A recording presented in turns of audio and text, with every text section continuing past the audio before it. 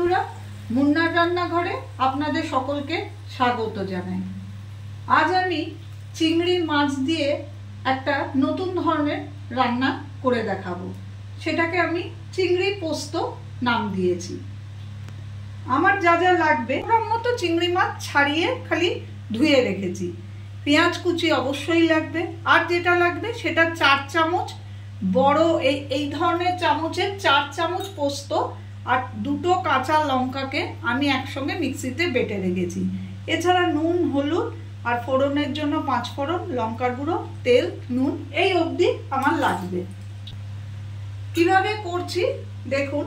আমি প্রথমে 4 চামচ মতো সর্ষের তেল কড়াইয়ে নিচ্ছি। কড়াইটা আমি আগের থেকে গরম করে রেখেছিলাম, বাড়িয়ে দিলাম। তারপরে আমি এতে একটু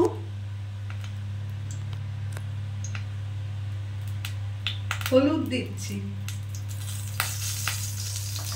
এবং চিংড়ি মাছ কটা আমি দিয়ে দিচ্ছি।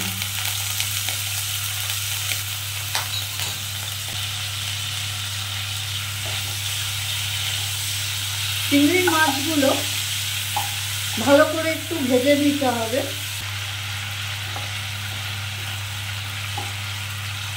দেখুন বন্ধুরা, আমি 2 মিনিট ধরে চিংড়ি মাছগুলোকে ভেজে নিয়েছি। নিয়ে চিংড়ি মাছগুলোকে এইভাবে সরিয়ে একটু ওপর দিকে করে দেবেন। নিয়ে আমি এখানেই ফোড়ন দেবো। অল্প করে আমি 5 ফোড়ন দিচ্ছি। আর 1 কলা তেল আমার মনে হচ্ছে লাগবে, 1 কলা না, 1/2 চামচ তেলও বাড়িয়ে দিলাম। চিংড়ি মাছগুলো ওপর দিকে করা থাক। ফোড়নটা একটু হয়ে গেলেই আমি এরই মধ্যে পেঁয়াজটা দিয়ে দিচ্ছি।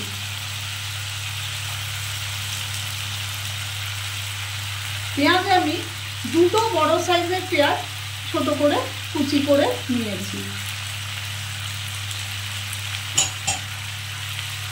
এবারে পেঁয়াজ আর চিংড়ি মাছ আমি একসঙ্গে ভাজা ভাজা করব। ওভেনটা বাড়ানোই থাকবে। বেশ কিছুক্ষণ ধরে এই পেঁয়াজটা আমি ভাজা ভাজা করব। এর সঙ্গে চিংড়ি মাছটাও ভাজাই হয়ে যাচ্ছে, তাই আমি একটু ভেজেই পেঁয়াজটা দিয়ে দিয়েছিলাম। বেশ লাল করে পেঁয়াজটা একটু ভাজতে হবে।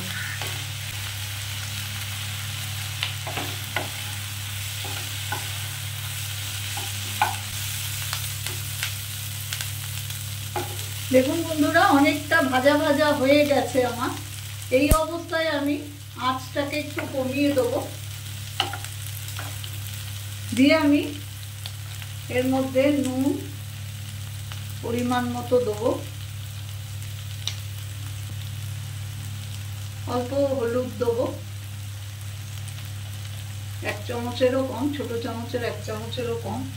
আর একটু দেবো, এই ছোট চামচের 1 চামচ মতো দেবো লঙ্কার গুঁড়ো।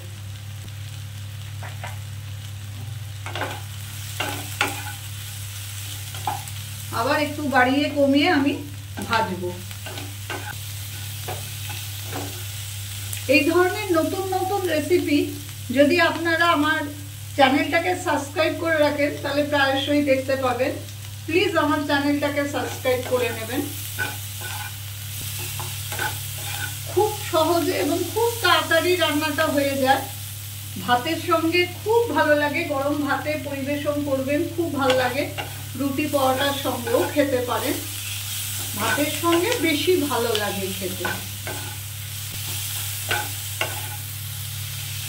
নুন দেওয়াতে দেখুন বন্ধুরা, পেঁয়াজটা অনেকটাই নরম হয়ে এসছে, একদম গলে যাবে না। ঠিক এই অবস্থায় আমি গ্যাস ওভেনটা আবার কমিয়ে দিচ্ছি। দিয়ে আমি এই যে 4 চামচ পোস্ত আর কাঁচা লঙ্কা বেটে রেখেছি, এইটা আমি এর মধ্যে দিয়ে দেবো।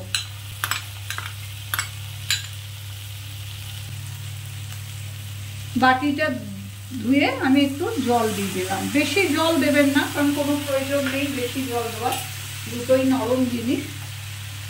এবার ওভেনটা বাড়িয়ে দিলাম। দিয়ে আমি এটাকে এবারে শুকিয়ে দেব। 2 থেকে 3 মিনিট এইভাবে একটু শুকিয়ে নেব। দেখুন আমার জলটা পুরো শুকিয়ে এসছে, তার মানে আমার রান্নাটাও কিন্তু হয়ে গেছে। এবারে যেটা আমি করব,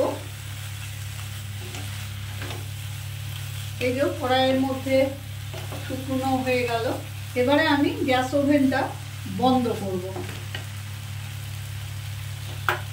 বন্ধ করে আমি যেটা করব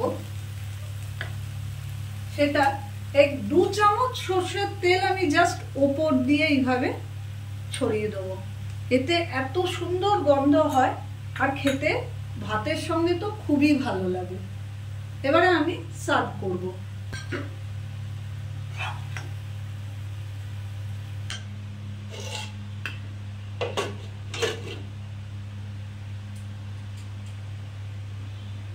কাঁচা পাকা লঙ্কা দিয়ে আমি এটাকে পরিবেশন করব। তৈরি হয়ে গেল আমার চিংড়ি পোস্ত।